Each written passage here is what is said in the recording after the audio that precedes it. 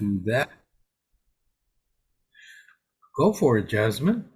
Okay. Thank you everyone for coming. Welcome, welcome. It's great to see so many faces this time. So before I introduce Mark, I'll give a little blurb about next month's speaker. So next month we will have Jose Palomares coming to speak about globalization and localization and how we as writers and technical communicators can better prepare our documentation for those processes as we work. So today, we have the pleasure of Mark Medalle being here with us. He's going to talk about project management and time management for technical writers. I'll read through his abstract and bio and then turn it right over.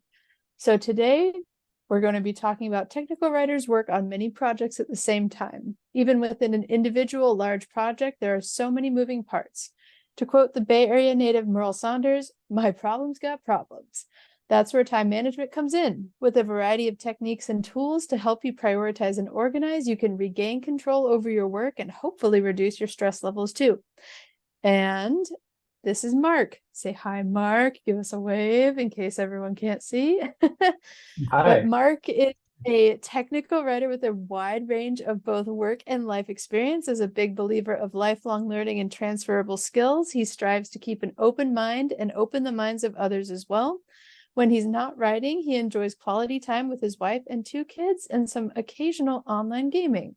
So welcome, Mark. We are so excited to have you here, and I will turn it over. Thanks. I am equally as excited.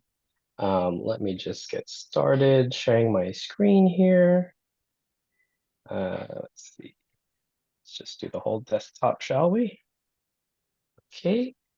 Um, and just to be perfectly clear, this is an excerpt of the same presentation that I gave at the 2023 STC Summit in Georgia just this past May.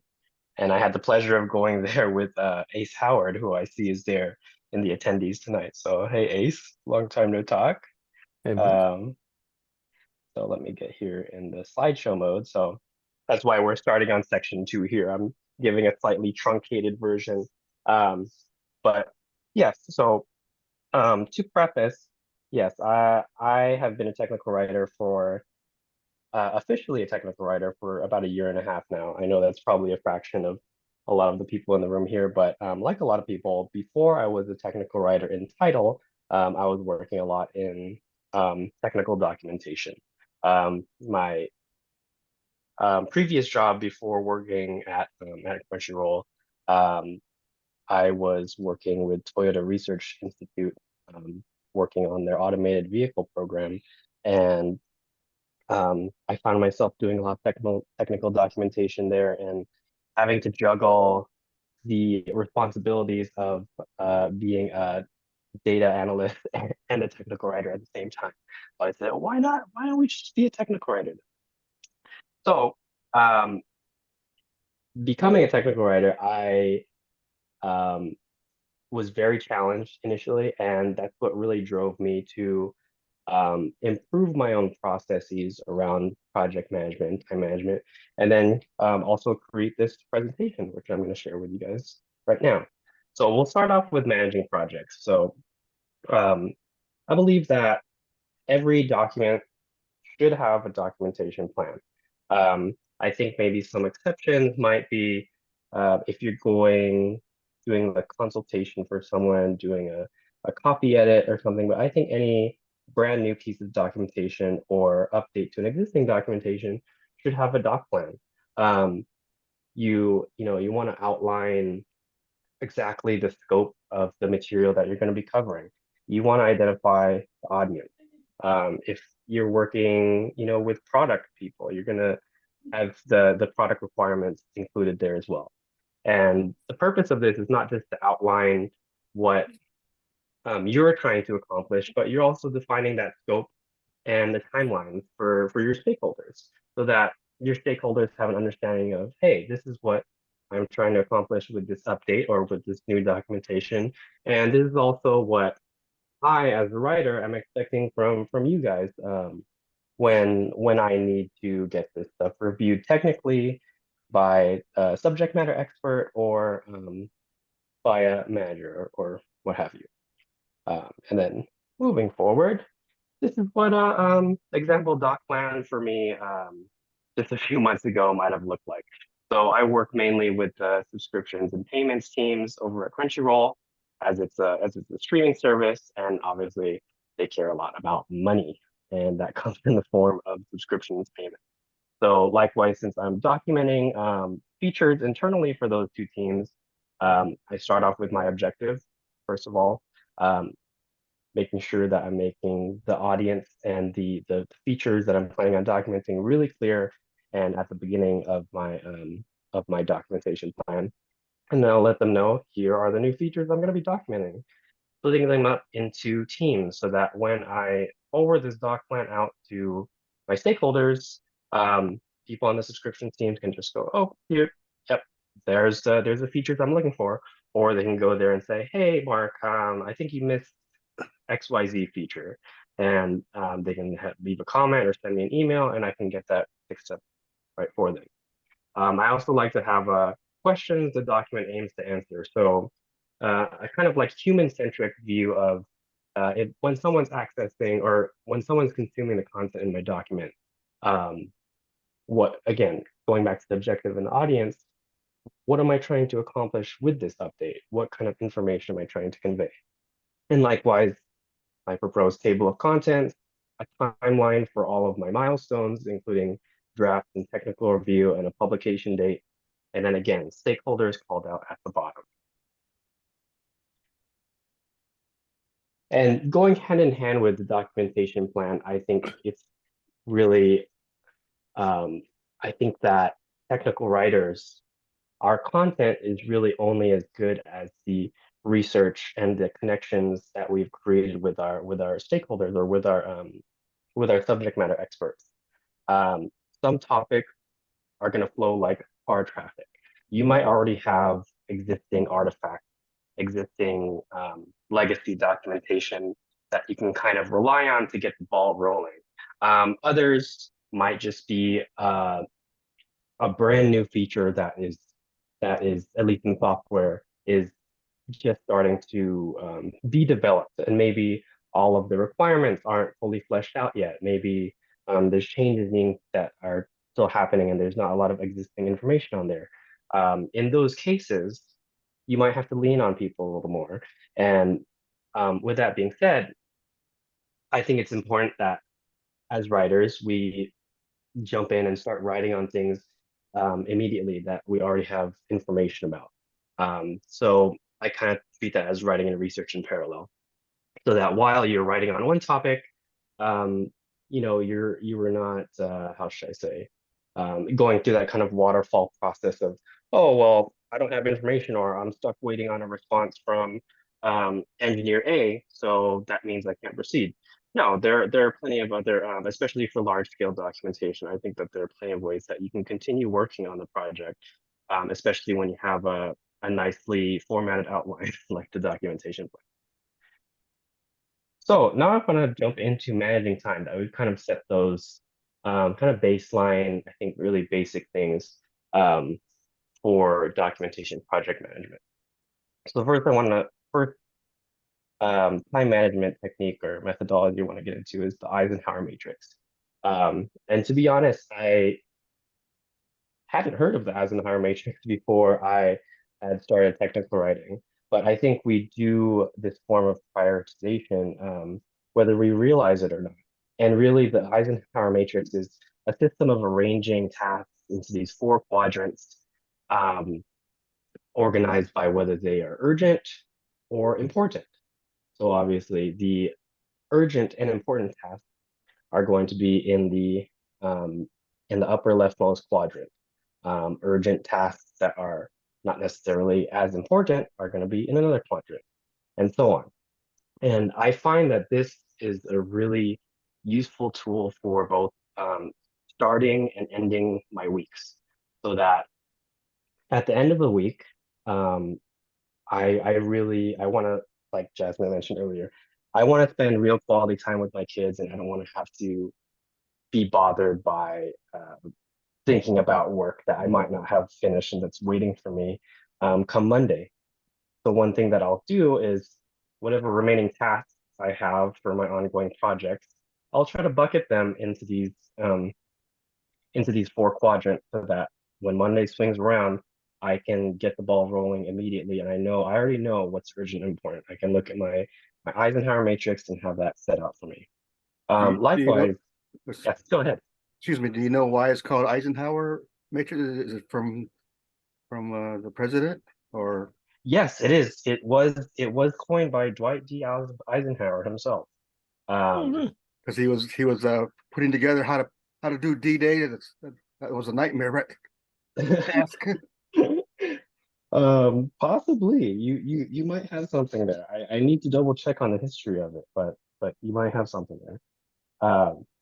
But yes, uh, as I was saying, I think when Mondays come around, or sorry, when Fridays come around, sometimes I am so burnt out from the week that I just want to shut my laptop or my desktop, whatever it is, and just call it a week right there, without going through this. But again, come Monday, instead of just diving straight into my email and getting confused or having sometimes people will we have people in different time zones, so sometimes I'll wake up to a message early in the morning and get distracted.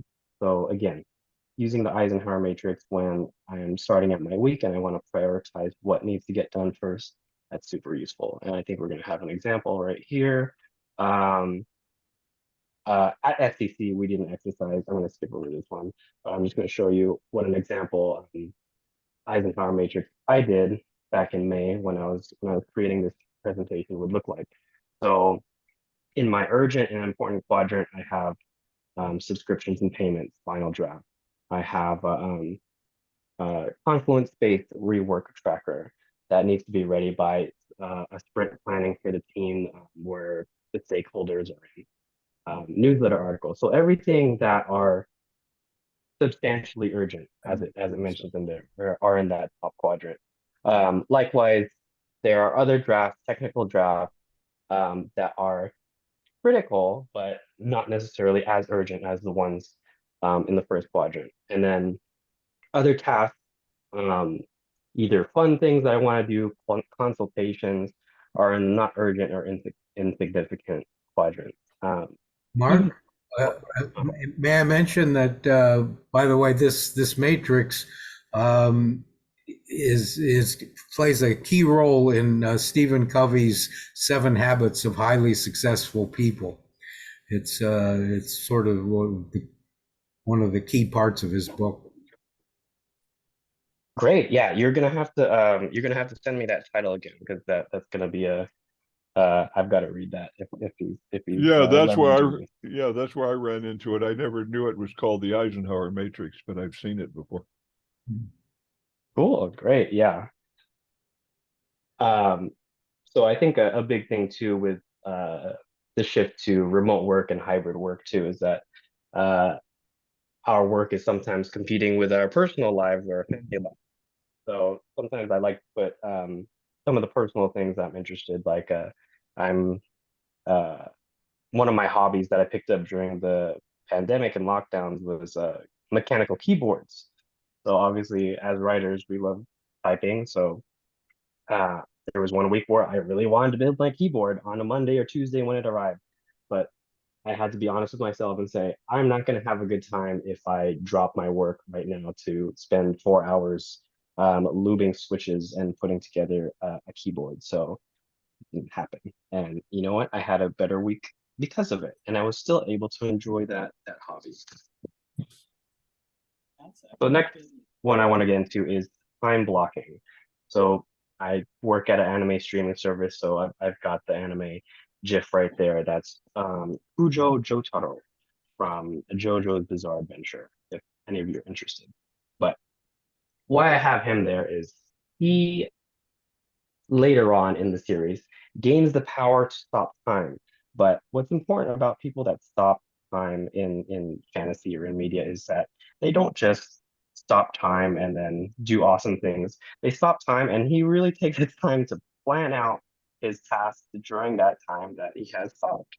So if you're starting to see a pattern here, it's that I really like to synergize the types of time management that I do. The Eisenhower matrix is great for planning time on a kind of macro weekly level. Time blocking, we can get down to hour level where uh, I can either block out 2 hours to work on a specific task. I can block out those 2 hours to work on a specific document. Or maybe it's a large scale document with a lot of different features that I'm looking at. So maybe I just want to focus on one of those features for that document. It can be as granular or as wide as. And for this, I lately have trended towards using Google Calendars because you can create multiple calendars in Google Calendars and either, sorry, I just wanted to see if I had the image there, but you can enable the view of separate calendars. So I can have in blue my actual meetings that I have scheduled. And then if I want to look at my time blocking view, I can also click that on with Google. But I know that looking at a calendar that's completely filled out like this can be stressful in a different way.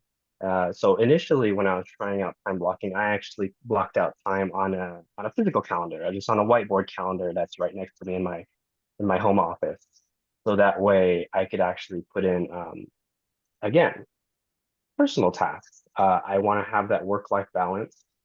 I want to make sure that I have time to spend with my wife and my kids. So I'm gonna put down, okay, maybe I'm gonna set aside 4 hours in the afternoon on a Wednesday or a Thursday, so that when I pick up my daughter from school, I don't have to just go straight back to my desk. Um, but I can still, again, make sure that I have time to accomplish the tasks that I have um, informed from my Eisenhower matrix and my documentation plan. And the last one I want to get into is Pomodoro.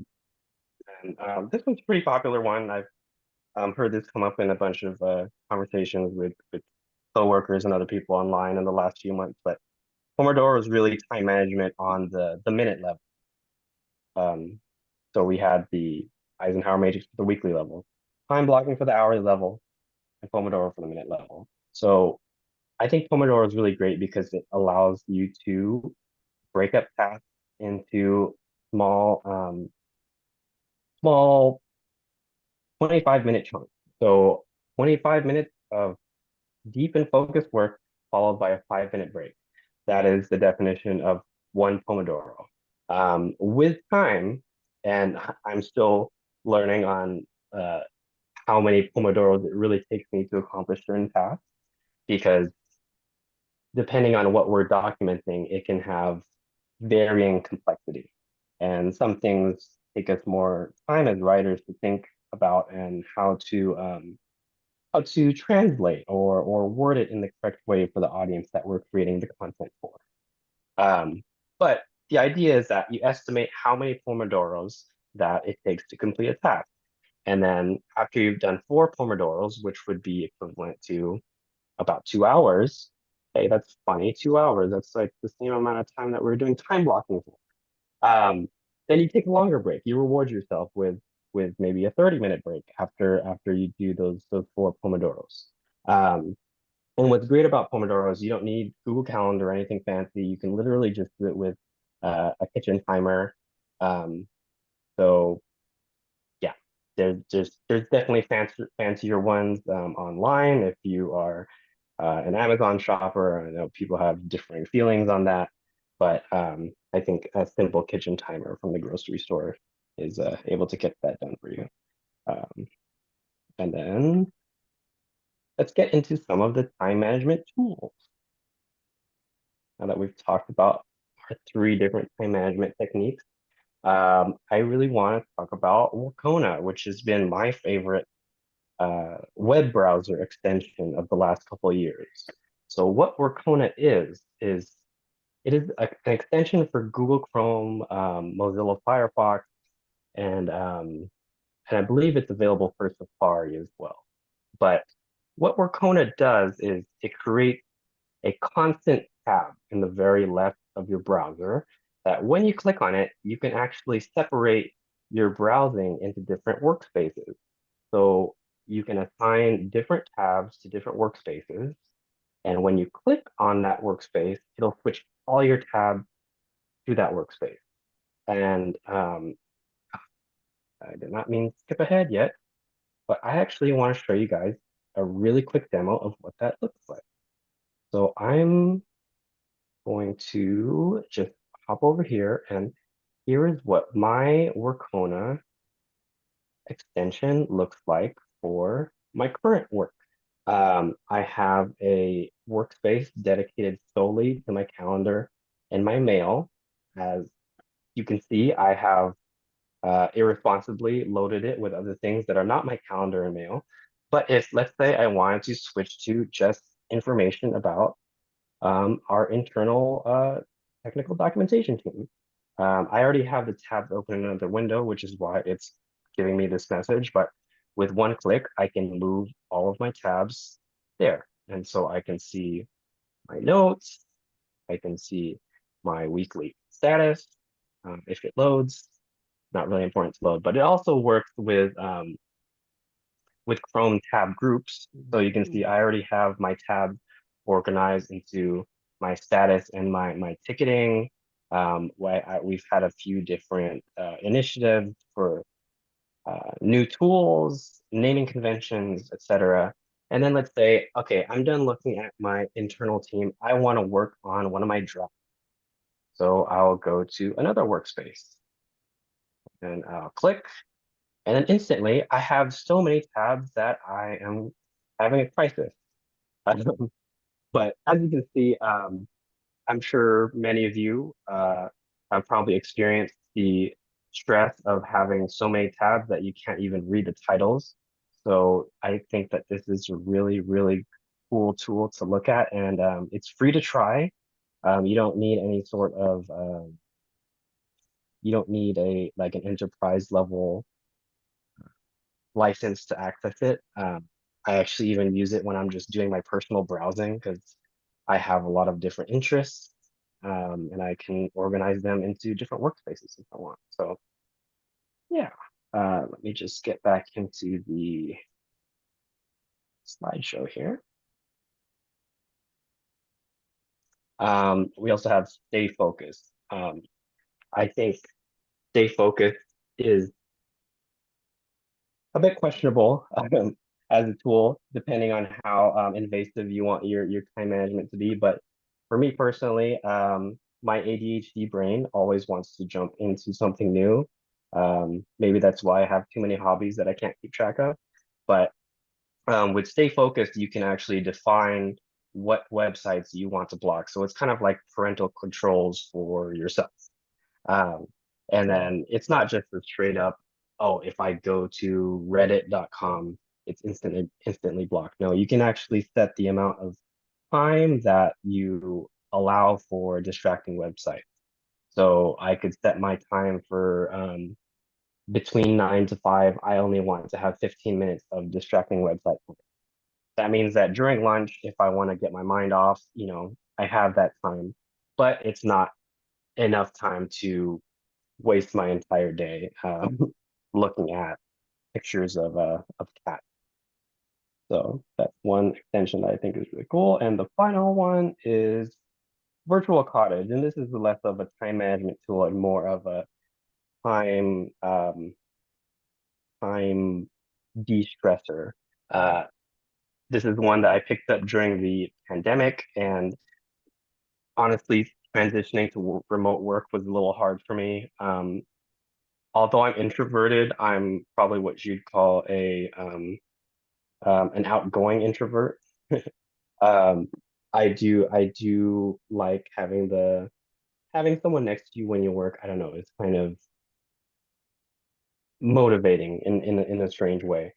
So Virtual Cottage was one that I like to use when I was working remotely during the pandemic because you can have it occupy a second monitor, and it's literally just a little animation or a little video of another person working next to you. And you can either put ambient noise like the sound of rain or the sound of the ocean, or there's also some kind of soothing lo-fi or jazz music that you can set to, so you can work next to your little virtual friend. And to top it off, you can also set a little topic. So if you ever get distracted, you can set what you want to focus on and how many minutes you want to work on that for. But yeah, with that being said, yeah, I think some of you have definitely heard of some of the time management techniques and stuff that I've went over today, but I think that the greatest thing about this is being able to synergize them. And I don't use every single technique every week, but when I am struggling and when I am working with anywhere between 4 to 6 projects at a time, um, leaning on the time management techniques and tools um, really helps me get through those difficult times. So with that being said, I'll open it up for any questions, discussion, thoughts.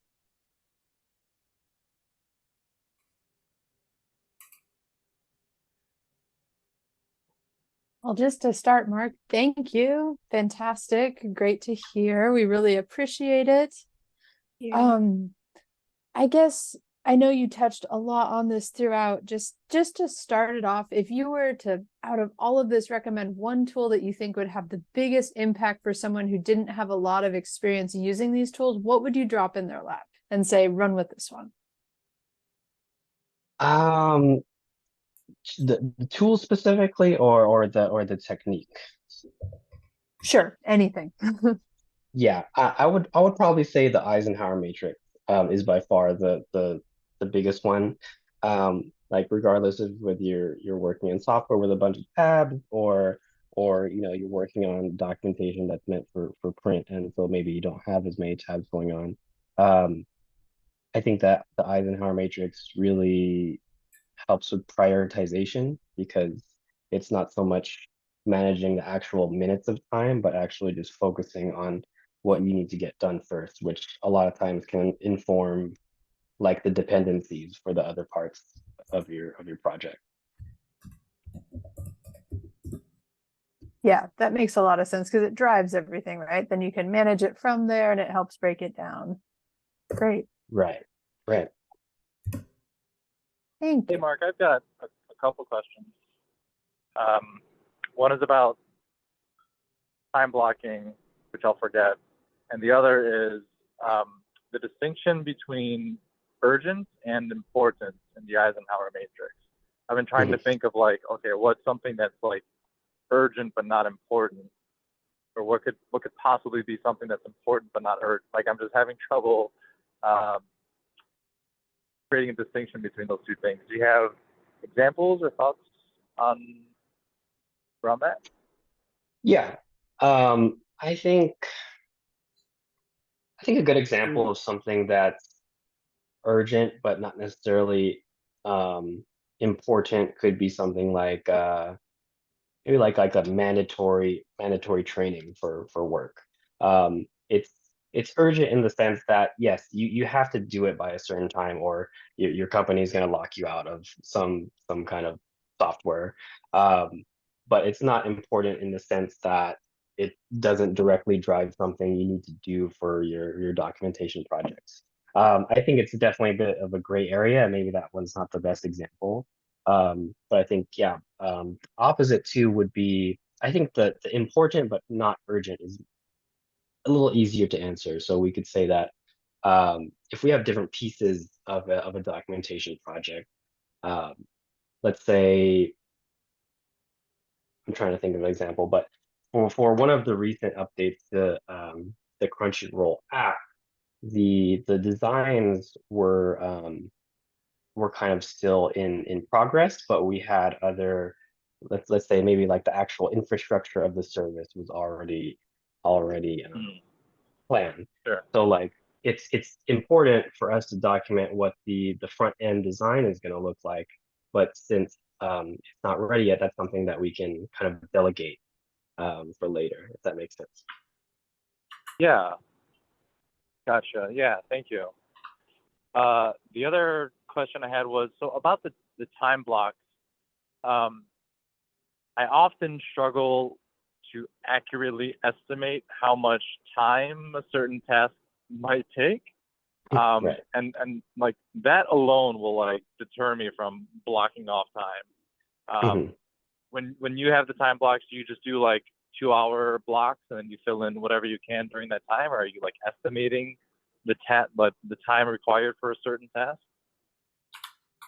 I think it's going to vary from person to person. And like you said, you kind of hit the nail on the head with like, I struggle with how much time it takes me to like finish one task.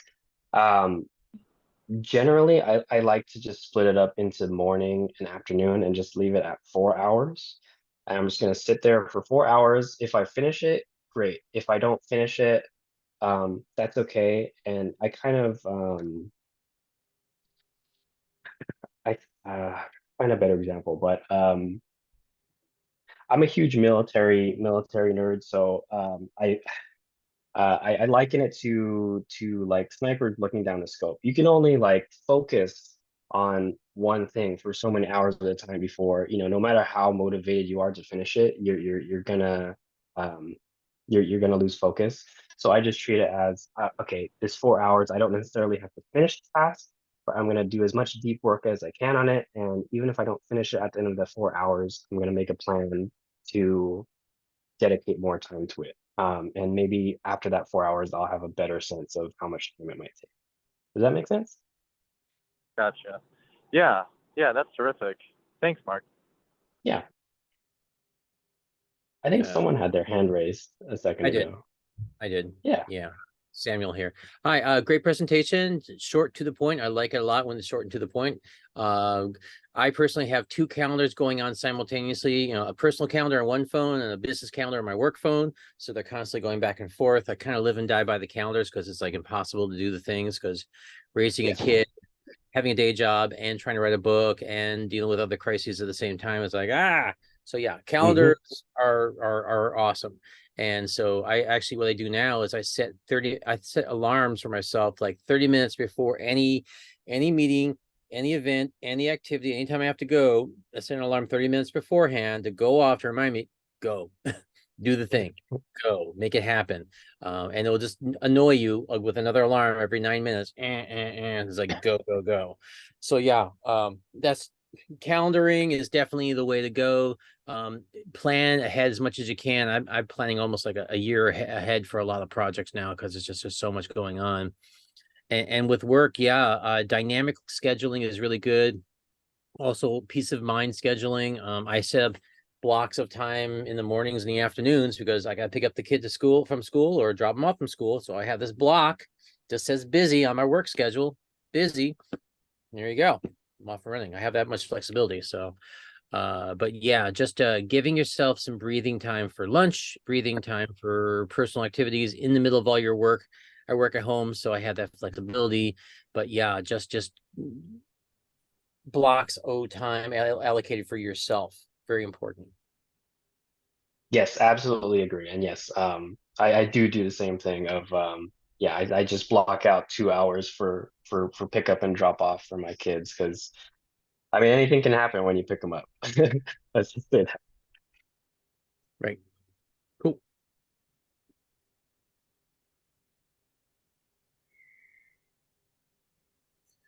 I put a thing in the chat that I looked up on the internet about the difference between the Covey matrix and the Eisenhower matrix, and apparently there is a difference. And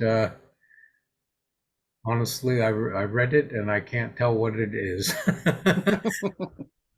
A time matrix, like what's the highest priority schedule wise? Like this needs to be done now versus this can be done tomorrow or something like that. Yeah. That's fine. I like your Workona app that or plugin. That I'll have to check that out because I'm also a victim of too many tabs on my web browser. It's like Yeah. Yeah, definitely check it out. They're always adding new features. I met the founder of Workona a few months ago when we were getting the enterprise licensing for our company. He's really cool to talk to. but yeah, they're adding integrations for a lot of the big documentation software like Confluence, um, and also Google Docs, and there's all sorts of things you can do with templates in there too that kind of synergize with the workspaces. So yeah, check it out, and yeah, it's free to try. So yeah, if you like it, let me know. Nice, nice, good stuff, good stuff. Yeah. Also, we're using Asana at work, and it's a very nice tool for time management and project management, and visually seeing, oh, I got this block here, and I can go into Kanban mode and just drag this here and drag that there. And I was like, okay, not touched, in progress, done, or more complicated steps if you want to add to it. Yes, I used Asana at my last job at Toyota Research, and I actually convinced my wife to start using Asana for our household tasks, and she thought I was really weird at first, but she she's starting to fall in love with it because now she realized she can assign me tasks and I have to do them when I The new honeydew list. yeah, yes. Oh, the honeydew. I like that. I hadn't thought of that. Yeah, the Asana is the new honeydew list. Mm-hmm. Honeydew this, honeydew that.